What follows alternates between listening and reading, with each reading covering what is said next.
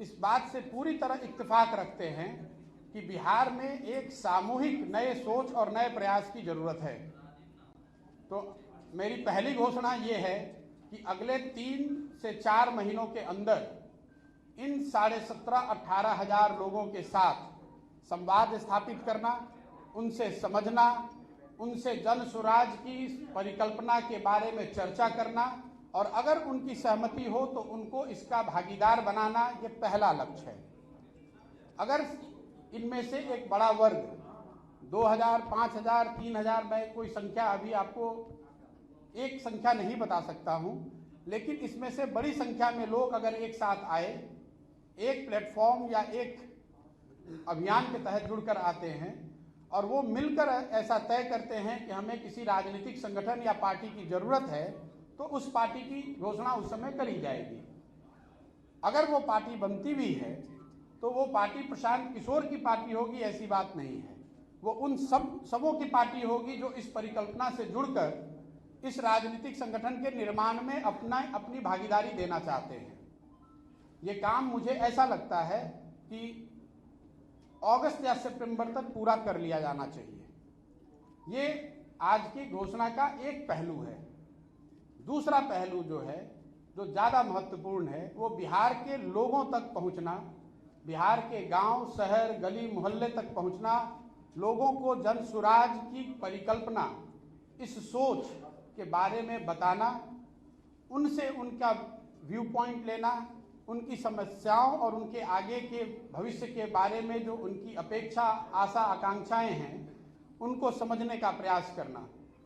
उसके लिए 2 अक्टूबर से मैं स्वयं पश्चिमी चंपारण गांधी आश्रम से 3,000 किलोमीटर की पदयात्रा शुरू करूंगा।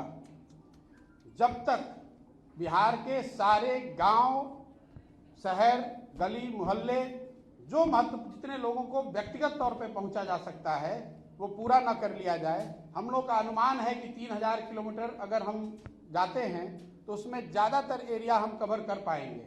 संभव है कि अब 3100 अंत होते होते 3100 हो जाए, या संभव है कि 2950 हो जाए, लेकिन मोटे तौर पर 8 महीने से 1 साल के बीच में 3,000 की व्यक्तिगत पदयात्रा मैं खुद करूंगा। आप में से कुछ लोगों के मन में पिछली घोषणा जो मैंने बात बिहार की थी, उसको लेकर है कि आपने बात बिहार की घोषणा करी और फिर वापस 1 महीने के बाद आप बिहार नहीं आए। मैं आपका ध्यान आकर्षित करना चाहता हूं कि बात बिहार की घोषणा फरवरी 2020 में करी गई थी।